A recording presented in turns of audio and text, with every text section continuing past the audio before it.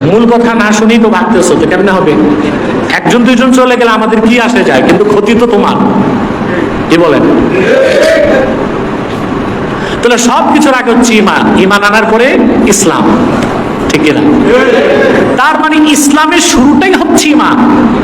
যার ইমান নাই তার নামাজ, রোজা, হজ, যাকাত এগুলো ইসলাম। এগুলো কি ইসলাম? এগুলো 2 পয়সার মূল্য।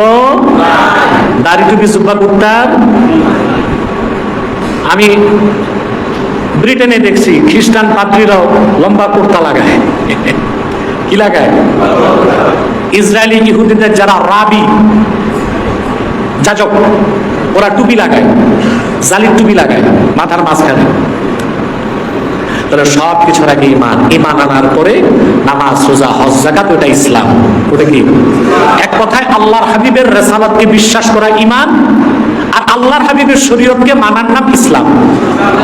আমার মনে হয় বুঝাতে পারলাম। আল্লাহর হাবিবের রিসালাতকে বিশ্বাস করার নাম ইমান, আর আল্লাহর হাবিবের শরীয়তকে মানার নাম ইসলাম। এখন যার ইমান নাই তার ইসলামে ঢোকার কোনো সুযোগ নাই। আল্লাহ তাআলা মুমিনদেরকে বলেছেন উদখুলু ফিস সিলমি কাফা, পরিপূর্ণভাবে ইসলামে প্রবেশ করো। এখন ইসলাম অর্থ কি? আমরা তো এতটুকু বুঝলাম ঈমান আনার পরে ইসলাম, ঈমান ছাড়া ইসলামে প্রবেশের কোনো সুযোগ নাই। এখন ইসলাম কি? আমাদের দেশে দেখবেন যারা রাজনৈতিক নেতা ওয়াজ মাহফিলে আসলে তারা বড় একটা সুযোগ নিয়ে নেয়। কি নেয়? কেন নেয়? তারা যদি একটা প্রোগ্রাম করে 2-4-10 লাখ টাকা খরচ হবে, আর মাহফিলে পোস্টারে নাম থাকলে এসে 1 ঘন্টা যদি রেডিমেড জনগণ পায়, তাহলে স্ট্যান্ড বাজির একটা সুযোগ হলো না? ঠিকটা ঠিক মতো পেলাম। তো তারা এসে আলেমদেরকে বসায় আবার ওয়াজ করে।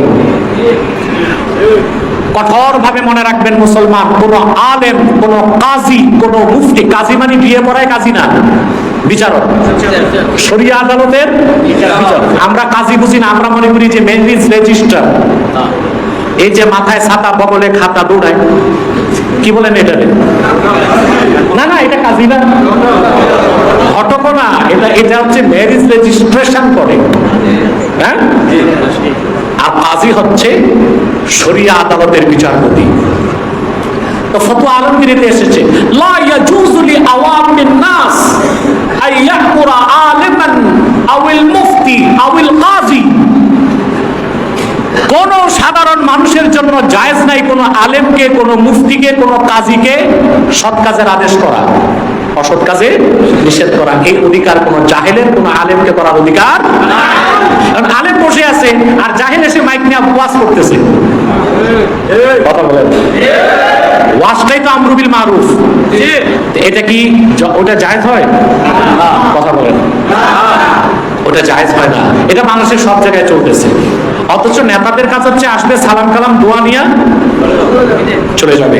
আলেমের সামনে ওয়াজ করাটা জায়েজ। এই চরিত্রগুলো বাংলাদেশের পরিবর্তন আপনাদেরই করতে হবে। আমরা চাই রাজনৈতিক নেতারা আসুক, সালাম কালাম করুক, 2-4 মিনিট দোয়া চাক, এগুলো দরকার আছে। ওরা মাহফিলে আসতে আসতে হেদায়েত পাবে। কিন্তু কোন আলেমকে বসিয়ে রেখে ওয়াজ করা, এটা আওয়ামের জন্য জায়েজ। এইসব নেতারা স্টেজে গেলে বলে ইসলাম অর্থ শান্তি। কি বলে? আর স্টেজের বাইরে সমাজ ও রাষ্ট্রের যত অশান্তি তারাই করতেছে। মুখে বলতেছে ইসলাম অর্থ, আর বাইরের জগতে সব অশান্তির আগুনে কেরোসিন ঢালতেছে তারাই। ঠিক না? আসলে ইসলাম অর্থ কি শান্তি? হ্যাঁ, কোন অর্থে?